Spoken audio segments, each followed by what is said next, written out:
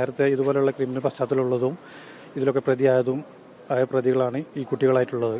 പിന്നെ ഇതുപോലെ തന്നെ ഈ കുട്ടികളുടെ ഫാദർ ഒന്ന് രണ്ട് ഫാദേഴ്സിനും നേരത്തെ ക്രിമിനൽ പശ്ചാത്തലമൊക്കെ ഉള്ളതായിട്ടാണ് അറിയാൻ കഴിഞ്ഞത്.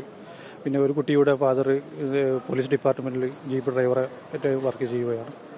അപ്പോൾ അങ്ങനെ വിവരങ്ങളൊക്കെയാണ് കിട്ടിയത്. ഏതായാലും ഞങ്ങൾക്ക് കുട്ടി പോയി. ഇനി ഏതൊരു കുട്ടിക്കും ഇതുപോലൊരു അനുഭവം ഇനി ഉണ്ടാവാൻ പാടില്ല. അതിന് പോലീസ് ഉറപ്പ് തന്നിട്ടുണ്ട്. ഇവനെ ഷഹബാസിനെ വീടിൻ്റെ തൊട്ടപ്പുറത്തുള്ള വീട്ടിൻ്റെ അടുത്താണ് ഫ്രണ്ട്സ് ഇറക്കി വിട്ട് അവന് പോവുകയാണ് ചെയ്തത്. അവൻ വീട്ടിൽ കൊണ്ടുവന്ന ആക്കല്ല ചെയ്ത് അല്ല, അവിടെ ഇറക്കി വിട്ട് അവന് പോവുകയാണ് ചെയ്തത്. അവൻ തന്നെ നടന്നു വന്നാണോ? അവൻ നടന്നു വന്നു വീട്ടിൽ വന്നു. എന്തോ ക്ഷീണം, തല വേദനാവെന്ന് പറഞ്ഞു കിടക്കട്ട പറഞ്ഞ് കിടന്നു. പിന്നെ ഞങ്ങൾ ചോദിച്ചു എന്താണ് പറ്റിയതെന്ന് പറഞ്ഞിട്ടൊന്നും മിണ്ടുന്നില്ല. അപ്പോൾ ഞങ്ങൾക്ക് എന്തെങ്കിലും എൻ്റെ ഫ്രണ്ട്സിനൊക്കെ വിളിച്ച് അന്വേഷിച്ചപ്പോൾ ഒരു അടിപിടി കേസുണ്ടെന്ന് പറഞ്ഞു.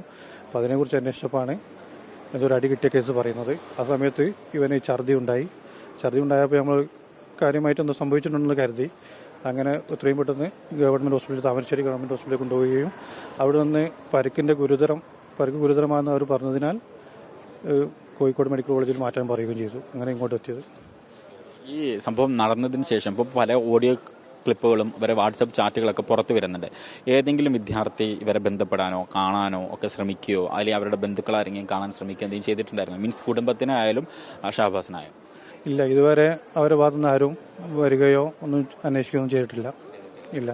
എന്താണ് ഇതിന് ആധാരമെന്നാണ് നിങ്ങൾ വിചാരിക്കുന്നത്? ഇപ്പം നേരത്തെ കുറച്ച് മുമ്പ് ആർക്കും സംസാരിക്കുമ്പോൾ പറഞ്ഞു മുൻപും ഇത്തരത്തിൽ ഇങ്ങനെ എന്തൊക്കെയോ വാക്കുതർക്കും പ്രശ്നങ്ങളൊക്കെ ഉണ്ടായിരുന്നു എന്നുള്ളത് പറയുന്നു. ഇപ്പം കറക്റ്റായിട്ട് ഈ ട്യൂഷൻ സെൻ്ററിൽ നടന്നത് മാത്രമാണോ പ്രശ്നമെന്ന് നിങ്ങൾ വിചാരിക്കുന്നുണ്ട്? അവിടെ ട്യൂഷൻ സെൻ്ററിൽ എന്തോ ഒരു കലാപരിപാടി നടന്നിരുന്നു. ആ സമയത്താണ് ഈ പ്രശ്നം ഉണ്ടാകുന്നത്. അതിനുശേഷം ഒരു വട്ടം കൂടെ എന്തോ പ്രശ്നം ഉണ്ടായതിൽ ആർക്കോ സോൾവ് ചെയ്തതാണ്. അതിൻ്റെ ബാക്കിയാണെന്നാണ് കരുതുന്നത്. ഇതിൽ ഏതെങ്കിലും തരത്തിൽ സംശയിക്കുന്നുണ്ട്? അപ്പം വിദ്യാർത്ഥികൾ മാത്രമാണ് ഇത് ചെയ്തതെന്നും അല്ലെങ്കിൽ പുറത്തുനിന്ന് ആരെങ്കിലും സപ്പോർട്ട് ഉണ്ടായിരുന്നു? പ്രത്യേകിച്ച് ഈ വിദ്യാർത്ഥികളിൽ ഇത്തരത്തിലുള്ള ആയുധങ്ങളൊക്കെ ഉണ്ടാകുന്ന ഒരു സാഹചര്യം വന്നതുകൊണ്ടാണ് അങ്ങനെ ഒരു ചോദ്യം.